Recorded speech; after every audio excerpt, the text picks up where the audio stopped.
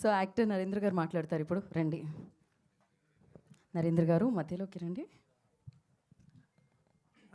ఇక్కడికి వచ్చిన మీడియా వాళ్ళకి అండ్ ఇక్కడున్న పెద్దలందరికీ నమస్కారం. నా పేరు నరేంద్ర. ఫస్ట్ ఆఫ్ ఆల్ ఈరోజే movie first press meet, thanks చెప్పుకోవడం తప్ప ఇంకేం లేదు.